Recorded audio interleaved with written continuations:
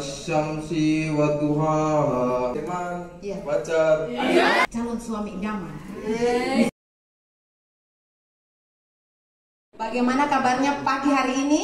Alhamdulillah, luar biasa. Masya Allah, tepuk tangan untuk dengan perkawinan usia remaja bisa mewujudkan keluarga yang sakinah, mawaddah, warahmah. Insya Allah pada kesempatan yang berbahagia ini ibu diberikan amanah untuk menyampaikan materi tentang psikologi keluarga. Mengapa penting kita belajar tentang psikologi keluarga?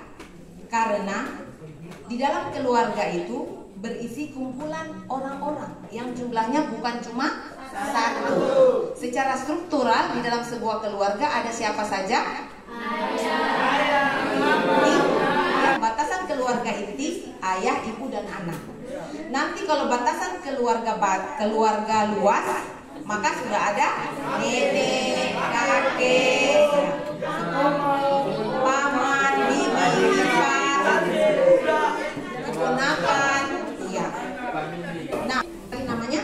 Alfat. Alfat, kamu anak hebat bukan?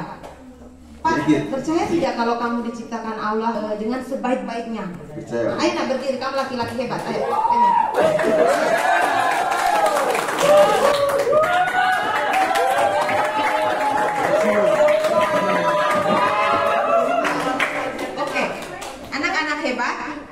Di dunia ini, kalau secara psikologis seseorang itu tidak selaras antara akal, hati, jiwa, dan tubuhnya, itu kelihatan, gitu ya. Kenapa? Karena sebenarnya yang berbicara tentang siapa diri kita itu adalah pancaran dari dalam. Jadi kamu tidak perlu jelaskan kepada semua orang, saya begini, saya begitu. Cukup dengan bahasa tubuhmu, kamu sudah bisa dinilai. Nah, insya Allah, Alfat, kalau sudah ketemu ibu, walaupun orang tidak percaya diri, langsung percaya diri. Ya, walaupun tidak punya cita-cita, langsung dia berubah menjadi generasi harapan bangsa. Kamu percaya tidak? Ya, oke, saya berdiri di sebelah sana. Nah, bagaimana caranya? Kalau misalnya kita merasa tidak berharga, ya, secara psikologis. Kenapa tidak berharga? Karena di dalam keluarga kadang jarang dipuji, jarang diapresiasi, suka dibanding-bandingkan, suka dihina, suka dicaci, ya. Tapi kalau misalnya orang di sekitar kita melakukan hal itu, kita bisa obati diri kita sendiri. Percaya? Cara obati diri kita sendiri adalah melakukan komunikasi dengan diri kita sendiri. Misalnya ada yang bilang, "Afan, kok kamu gitu sih? Kayaknya kamu ini tidak punya masa depan." Afan, bagaimana nak? Bagaimana kamu berkomunikasi dengan dirimu sendiri untuk menjawab kata-kata itu? Apa yang kamu jawab di dalam suara hatimu? Kamu hanya diam, tertunduk, lemah, tak berdaya? Atau kamu jawab dengan hatimu? Apa yang kamu katakan? Misal nih ada yang begitu kan, Alfat, jawabnya apa? Bilang nanti harus sukses. Allahu Akbar. Masya Allah.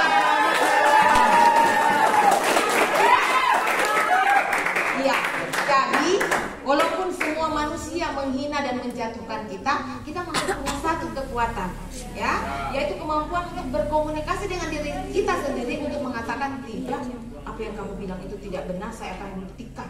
Gitu. Saya akan buktikan. Kalau kita dibilangi pemalas, tidak, gitu ya. Jawab. Jadi setiap ada kata-kata negatif, langsung dijawab supaya tidak masuk ke dalam hati. Ke dalam hati. Boleh pejamkan mata, ibu bantu untuk menaikkan level harga diri. Oke. Diri yang siap.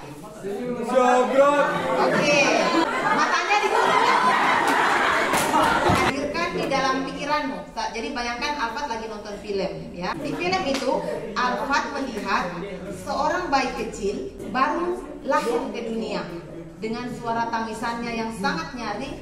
Lalu ayah dan ibunya tersenyum bahagia. Bayi itu adalah kamu, disambut dengan bahagia sekali oleh ayah, ibumu, dan anggota keluargamu. Kemudian sekarang Alfat, hadirkan dalam ingatanmu sebuah momen yang membuat Alfat itu sangat bahagia. Sekarang buka matanya. Masya Allah. Ya, Masya Allah. Tepuk tangan buat Alfat. Tadi waktu hadirkan momen bahagia, apa yang Alfat hadirkan di pikiranmu? Teman, Iya. pacar. Terus kalau pacar ada di sini? Boleh tahu yang mana? Iya. Coba lepas. Itulah hebatnya, ya, hebatnya ilmu psikologi, ya. Karena belum kita bicara, kita sudah tahu seperti apa orang itu. Dalam ilmu psikologi yang misalnya saat ini kiblatnya itu dunia barat, banyak sekali definisi. Tetapi karena ibu sebagai seorang penyuluh agama Islam, ibu fokus ke psikologi Islam. Ya, ibu fokus ke psikologi Islam. Di dalam Islam, kira-kira ada tidak firman Allah dalam Al-Quran yang menjelaskan tentang jiwa manusia? Anak-anak hebat, soleh dan soleha, selalu bentengi dirimu dengan zikir pagi dan petang. Setiap pagi setelah sholat subuh, baca surat Al-Fatihah. Sebelum pegang HP, sebelum lihat layar, ya, berinteraksi dulu dengan Al-Quran atau dengan ayat-ayat Allah. Surat Al-Fatihah, Al-Baqarah 1-5, kemudian ayat kursi, kemudian Al-Baqarah 284, 285, 286, dan terakhir Al-Ikhlas, An-Nas, Al-Falaq. Selesai sholat subuh baca itu, di waktu petang selesai sholat asar baca itu. Kenapa? Karena banyak sekali ibu dapati anak-anak hebat itu yang tidak bisa mencapai cita-cita dan prestasi karena mereka sudah ditinggali oleh makhluk lain, ya, di dalam dirinya, di dalam tubuhnya. Jadi insya Allah ketika kita menyebut nama Allah, mereka langsung lari terbirit-birit. Maka hadirkan perasaan di dalam hatimu akan keesaan dan kekuasaan Allah. Jangan pernah menduakan Allah di dalam hati kalian. Tidak boleh ada cinta yang lebih besar selain rasa cintamu kepada Allah Subhanahu wa Ta'ala. Itulah salah satu jalan yang menjaga kalian dari datangnya sihir. Ain, ada ain itu, ada orang lihat kita tapi nggak suka. Maka kalau di media sosial jangan terlalu sering foto selfie cantik. Mendingan di media sosial itu berbagi bakatmu, minatmu, hobimu, kesenanganmu. Kalaupun berfoto rame-rame. Orang yang suka foto-foto selfie sendiri-sendiri itu kadang dikirimi ain. Ain itu pandangan mata yang sangat jahat, ya. Kalau akhirnya mau sakit-sakitan nih, tidak semangat nih, begitu sulit ketemu jodoh nih, begitu. Jadi jangan terlalu terlena dengan kemajuan informasi teknologi. Gunakan dia di jalan yang benar, berbagi kebaikan, berbagi hal-hal yang bermanfaat. Oke, itu tadi dengan psikologi keluarga juga sudah. Jadi kalau kita membahas psikologi keluarga, intinya adalah bagaimana kita sebagai orang-orang yang hidup di dalam keluarga bisa merasa tenang, bisa merasa nyaman, bisa selalu rindu untuk pulang. Karena di dalam keluarga itu suasananya hangat, penuh kasih sayang, dan saling menghormati, saling menghargai. Siapa yang selalu rindu pulang? Karena anak zaman now itu banyak saya temukan tidak suka rumah, benci rumah, dan lebih senang di rumahnya temannya. Coba angkat tangan, siapa yang rindu pulang? Selesai urusan, langsung ke rumah. Coba angkat tangan. Ini bisa jadi hasil survei ini Pak Ustadz. Dari 90 peserta. Coba 1, 2, 3, 4, 5, 6, 7, 8. Kamu nak? 9. Masya Allah. Di antara 90 siswa-siswi SMA Negeri 3 Bau-Bau, hanya 9 yang rindu pulang. Ada apa dengan rumah kita? Soalnya di rumah tidak ada orang, cuma saya sendiri, makanya saya malas pulang di rumah. Memangnya mama dengan bapak di mana? Di dalam kerja. Oh, kerja, dua-duanya pegawai. Oh iya, jadi di rumah tidak ada orang. Biasanya kemana? Kalau kakakku udah kerja, terus mamaku juga seperti itu. Ya, biasanya yang ada di pikiranmu mau kemana kalau di rumah tidak ada orang? Ke sekolah saja main wifi. Ya, tapi insya Allah dalam perjalanan kamu keluar rumah, tidak berada di dalam rumah, apakah kamu ketemu lingkungan yang baik dalam pergaulanmu? Jujur saja, ketemu yang baik atau ada yang baik, ada yang tidak? Iya, ketemu yang baik. Contohnya kayak ketemu sama teman-teman, bicara-bicara tentang ke depannya mau bagaimana. Subhanallah, tangan dulu. Ini adalah cara kita untuk membenahi kondisi kenapa anak-anak salah pergaulan, kenapa akhirnya kawin di usia dini. Karena memang rumah itu adalah benteng terkuat yang menjaga anak-anak hebat ini agar tidak salah pergaulan. Siapa namanya? Iya. Tanju. Di rumah mama atau bapak yang kamu takuti? Dua-duanya. Kelihatan. Oke. Tidak apa-apa Sanju. Rajin-rajin ikut kegiatannya Kemenak, insya Allah nanti kamu jadi anak hebat ya. Amin. Saya melangkah ke sebelah kirinya Sanju. Mohon maaf. Kenapa orang-orang yang duduk berdekatan dan lalu merasa satu frekuensi itu sebenarnya memiliki beban-beban jiwa yang mirip. Iya, beban-beban jiwa yang mirip. Makanya orang yang pintar itu mereka semangat, berprestasi karena mereka juga akan dipertemukan Allah dengan yang satu gelombang itu, satu frekuensi itu. Tapi yang misalnya malas, bolos, tidak semangat, karena dia juga duduk, ya, dia duduk di majelis orang-orang yang kurang lebih sama dengan dia. Jadi kita harus keluar dari pusaran itu ya. Siapa namanya? Ismit, kamu bahagia di rumah? Bahagia. Bahagia betulan? Betulan Bu. Iya. Siapa yang paling kamu sayang di rumah? Mama atau bapak? Mama. Hubungan dengan bapak, misalnya, ih bapak itu menakutkan atau ih malas dia dengan bapak, bagaimana? Responmu kalau lihat bapak? Malas. Oke, mari. Terima kasih. Nah, tepuk tangan dulu. Psikologi keluarga ternyata penting sekali memahami psikologi di dalam keluarga karena ada 5 isu yang terjadi di dalam sebuah keluarga terkait psikologis.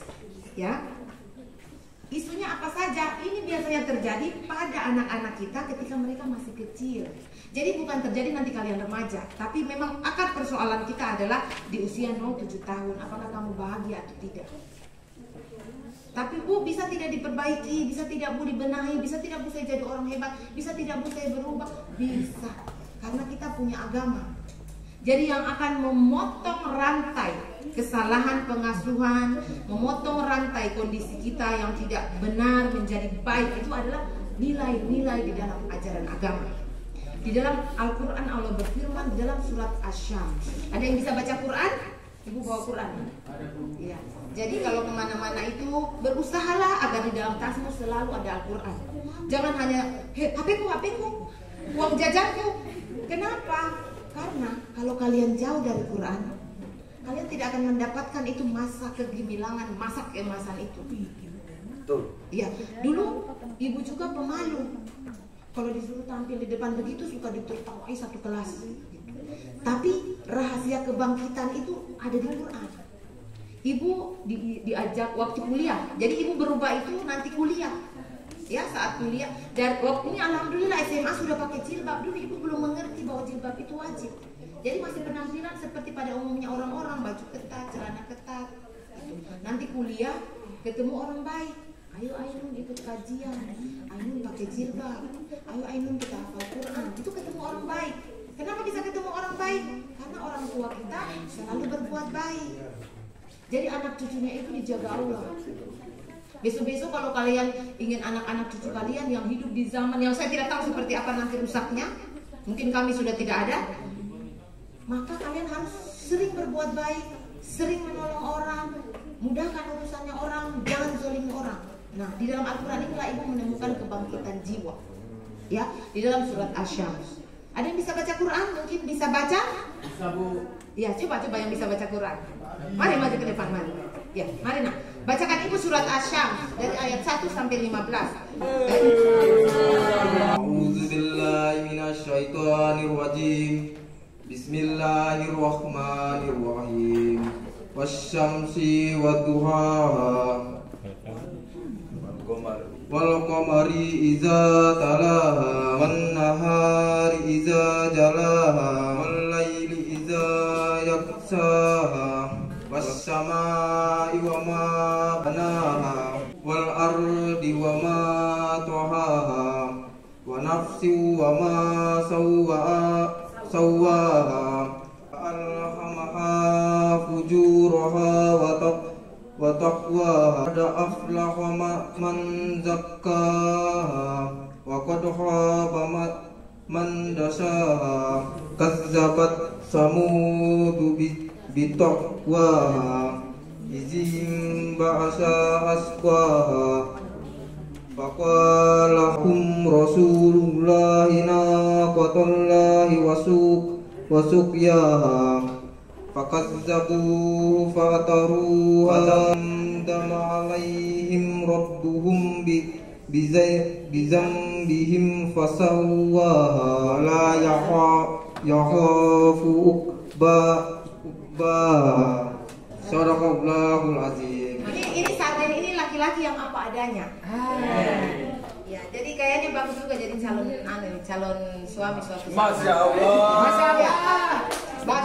Bagi wanita yang solehah. Jadi jodoh kita itu sebenarnya adalah cerminan diri kita. Contoh, misalnya kamu masih SMA ini, aduh aku tidak mau pacaran. Lalu nanti bagaimana nanti kamu tidak laku? Tidak, saya yakin, saya jaga diriku, saya jaga kehormatanku. Nanti Allah kirimkan laki-laki yang soleh yang akan datang melamar ke rumahku. Ya, maka jodohmu begitu juga tuh prinsip hidupnya. Ya, Masya Allah. Tapi kalau ada yang bilang, aku mau gonta-ganti pacar. Nanti kalau mau pilih istri baru cari yang soleha. Mohon maaf. Nanti saat menikah kamu juga dapat perempuan yang gonta-ganti pacar. Gitu ya. Ya. Jadi kalau ingin mendapat laki-laki yang baik, seperti yang dikatakan kepala sekolah tadi, pernikahan itu bukan cuma satu hari, seumur hidup. Jadi banyak sekali saya dapati ya perempuan cantik, perempuan yang lahir dari keluarga bahagia, setelah menikah dia kurus kering, dia tidak lagi cantik, gitu. Kenapa? Karena kita tinggal dengan laki-laki yang berbeda dengan kita. Kita tidak tahu seperti apa kondisinya, kita tidak tahu amarahnya. Misal di luar kan kita lihat, aduh, Masya Allah, bagusnya ini. Siapa namanya? Misalnya. Chandra Bu. Coba berdiri Chandra. Ya, sini nak. Wah, Masya Allah, gagah sekali nih Chandra. Ya, sini. Ya, misalnya nih lihat Chandra. Aduh, sepertinya itu calon suami idaman. Misalnya ya, ini kan dari luar. Pas di dalam pernikahan aslinya keluar. Ya, itulah yang membuat kenapa banyak orang bertengkar dalam pernikahan terus menerus tidak tahan akhirnya berpisah.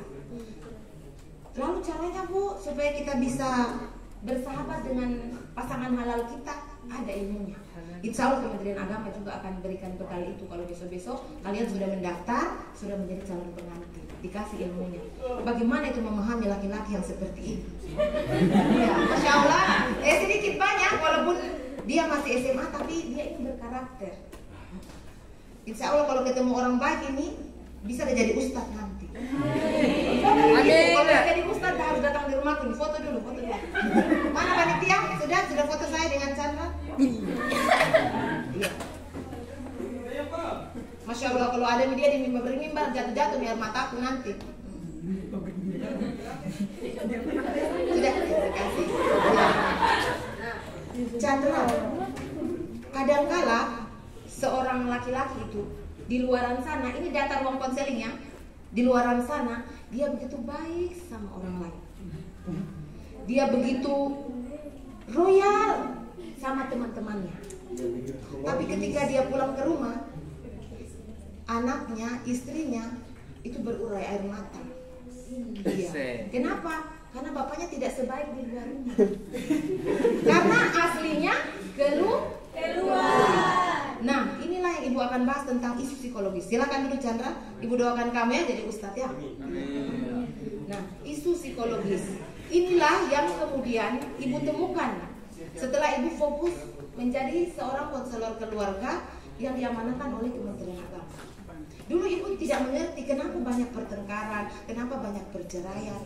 Tapi akhirnya Ibu temukan, ternyata setiap orang membawa dirinya dari kecil sampai tua lalu meninggal dunia. Itu kalau ada isu psikologis yang ia bawa dari masa kecilnya dan itu tidak dipulihkan, tidak diterapi, itu dia akan bawa sampai dia mati. Contoh, isu yang pertama, isu merasakan ketidakadilan. Misalnya dari kecil nih, dia lihat kok mama lebih sayang adik daripada saya, kok mama lebih perhatian sama adik. Kalau adik minta uang langsung dikasih, kalau saya tunggu dulu nak, nanti dulu nak, sabar dulu nak. Ini Dari kecil nih dikasih begini sama orang tuanya. Saat dia sudah menikah, ini keluar nih. Sampah-sampah emosi ini keluar. Sehingga dia lihat misalnya suaminya sayang sama mamanya, dia cemburu lagi. Kenapa dia lebih sayang sama mamanya daripada saya? Padahal kan memang kalau kita wanita soleha, kita harus dorong itu suami kita supaya dia berbakti sama mamanya. Betul. Kalau suami jarang jenguk mamanya, kita bilang sayang, kita pergi lihat mama dah.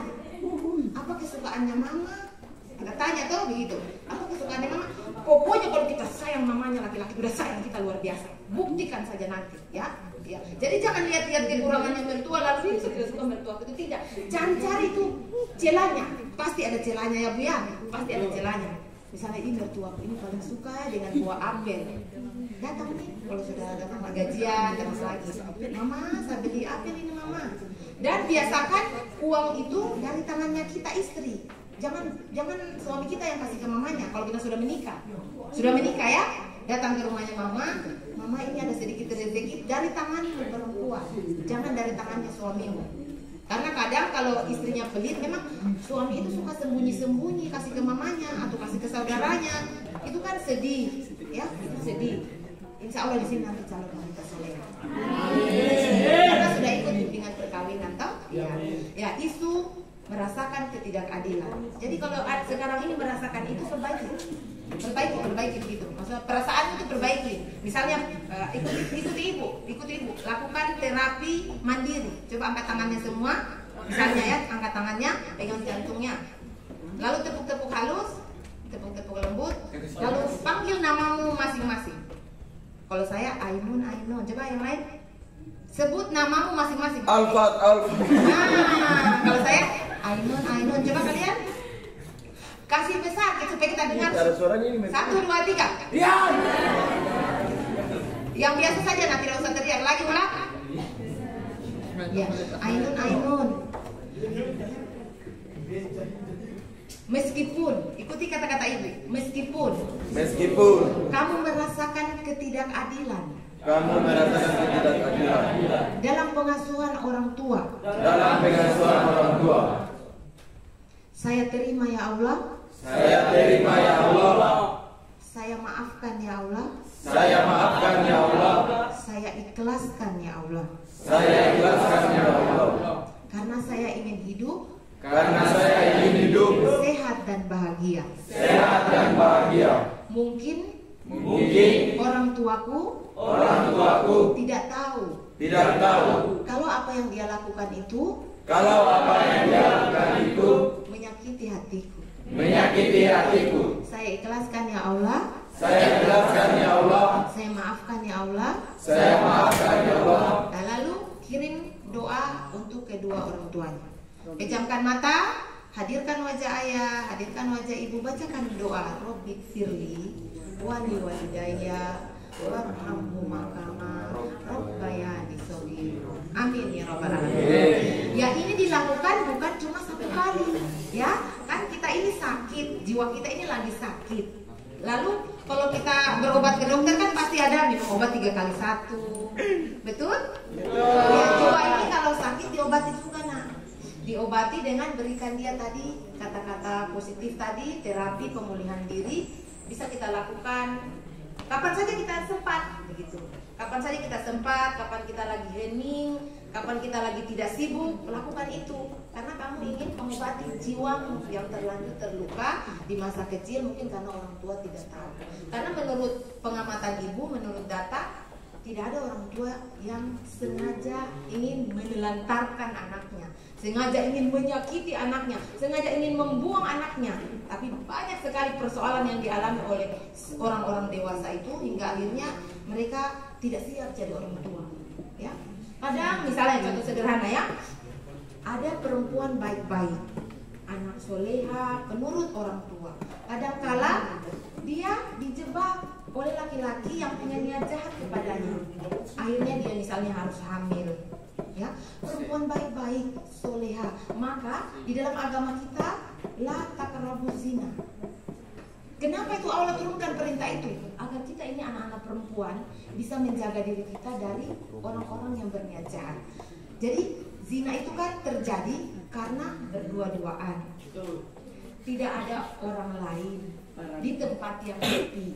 Kadang ini data karena ibu dampingi kekerasan anak, kekerasan perempuan di kantor polisi di mana-mana.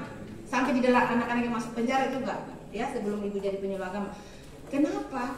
Ini pacar, dia lihatlah pacar perempuannya. Sebenarnya tidak ada niat, tidak ada niat. Tapi karena berdua-duaan, akhirnya dia paksa. Nah, dalam laporan kepolisian berarti pemerkosaan. Tapi kalau sama-sama suka bersetubuhan, dan ini dua-duanya ini melanggar hukum, ya melanggar hukum. Sehingga kalau dalam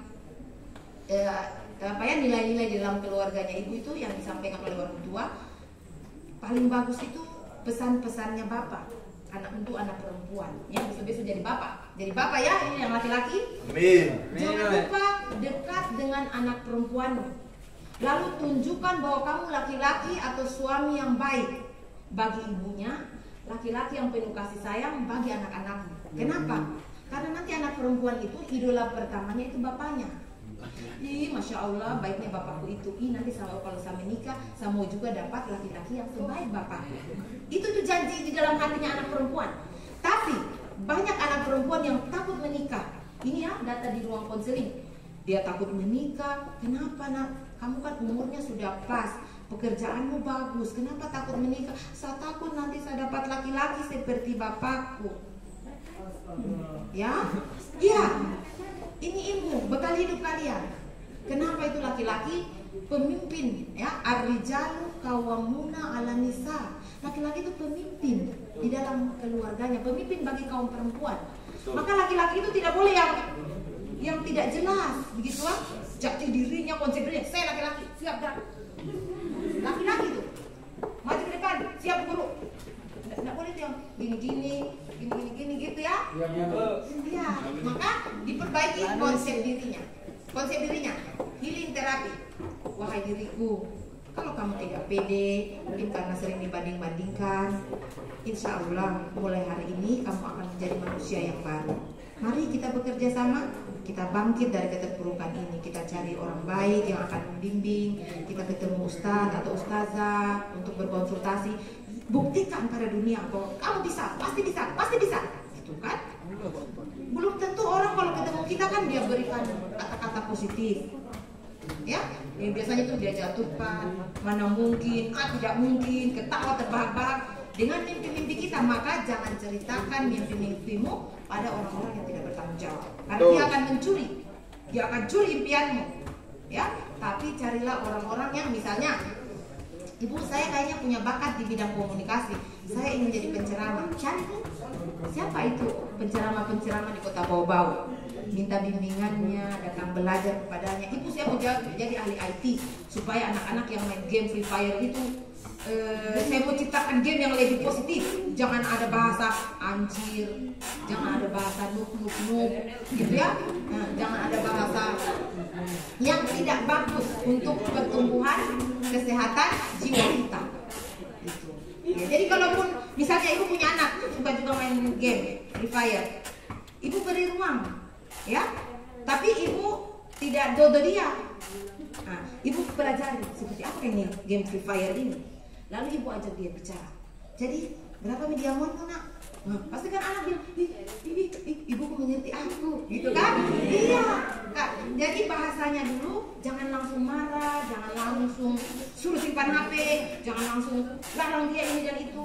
Kita coba masuki dulu dunianya, gitu ya. Ajak ngobrol, agak cerita. Jadi Umi sama Anu, saya mau turnamen. Nah, jadi nak, bagaimana Umi saya menang Umi? Ini uang turnamenku. Ya biasa kadang dia simpan di, maksudnya saya bebas untuk memakai uang itu tapi minta izin begitu. Mungkin untuk bayar ojek apa tuh. Ini uang turnamen saya menang tadi. Jadi begitu. Tapi di sela-sela itu, anakku jangan lupa sholat anakku. Tetap kita selipkan pesan-pesan kebaikan, ya. Karena memang mungkin tidak ada lagi anak-anak yang tidak tersentuh itu game Free Fire. Bukan cuma laki-laki, anak perempuan juga. Contoh sederhana, ada salah satu keluarga itu, dia datang ke Batulo, dia ketemu anak kilometer 2. Saya heran, kok akrab ya? Kok kenal di mana? Teman mabarku di Fire. Masya Allah. Iya, ternyata seperti itu ya. Dan ada juga yang jatuh cinta di Free Fire. Iya, karena mereka sering mabar kan? Sering mabar. Maju, mundur, awas ada musuh. Nah, akhirnya hatinya saling dilompat. Terjalin jatuh cinta itu. Gitu.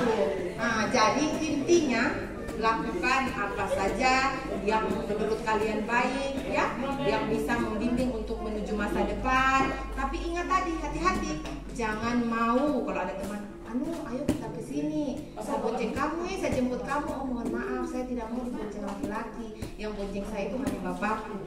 Walaupun harus naik ojek, jangan duduk laki-laki, duduk perempuan ya, supaya kalau dia niat jahat kita bisa lompat.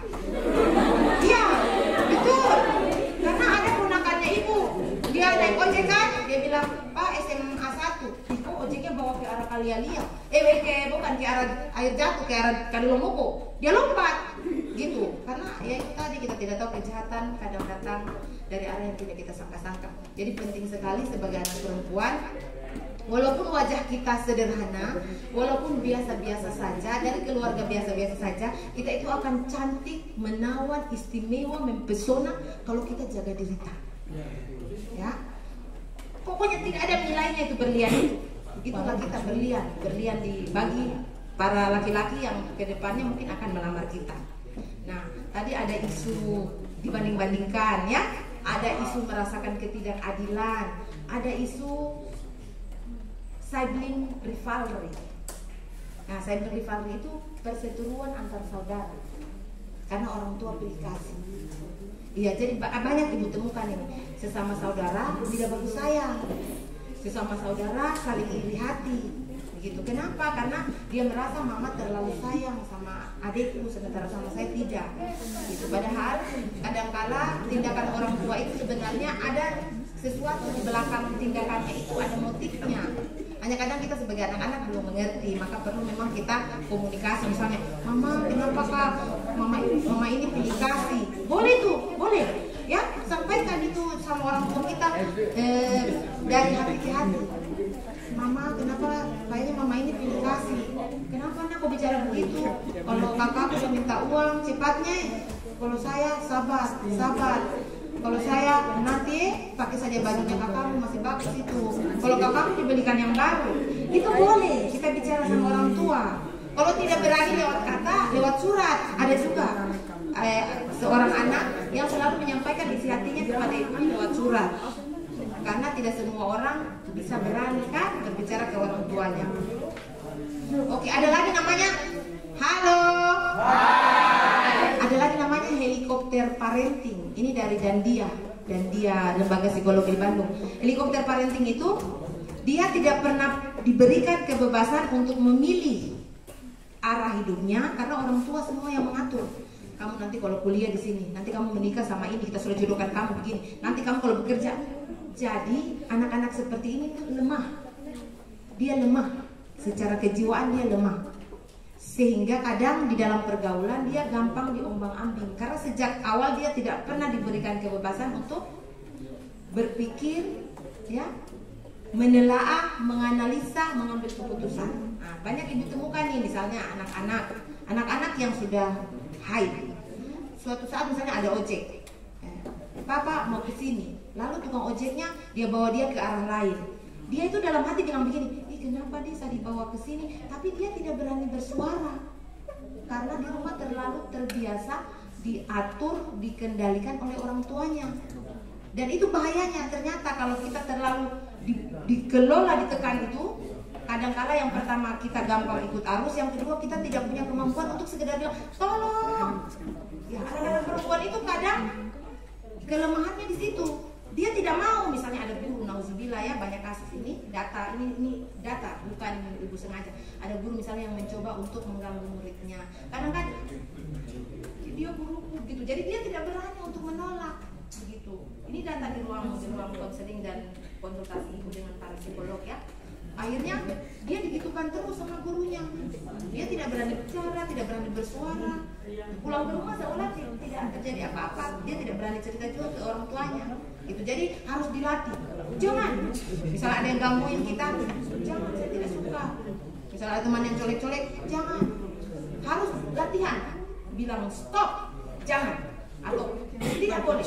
Tahu tidak anak ini? Di bawah kalian lihat dia diperkosa. Iya, dalam hati sih dia bilang, bisa dibawa kemana? Ih, kenapa sudah sampai di sini? Ih, tapi nggak bisa ngomong. Dibawa ke hutan. Ya, syukurnya dia tidak hamil. Ya Allah. Jadi mari kita sebagai anak perempuan ya berhati-hati. Di media sosial juga banyak sekali para penjajah cinta.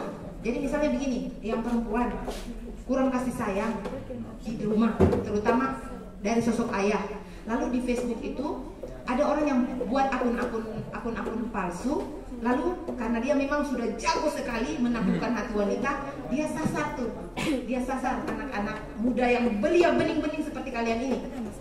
Awalnya tanya kenalan, awalnya mungkin tanya kabar, awalnya akan memasuki jenjang perguruan tinggi. Alangkah indahnya jika sejak dini kalian sudah merencanakan masa depan dengan membuat target-target usia berapa akan menikah, ingin menikah dengan laki-laki seperti apa.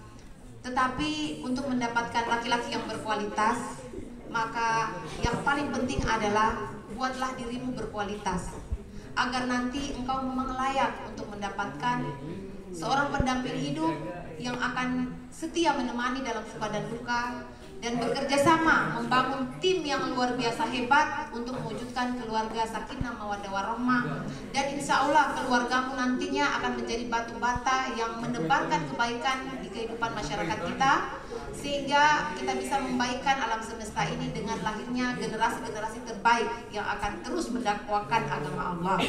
Cukup sekian, terima kasih. Assalamualaikum warahmatullahi wabarakatuh. Takbir.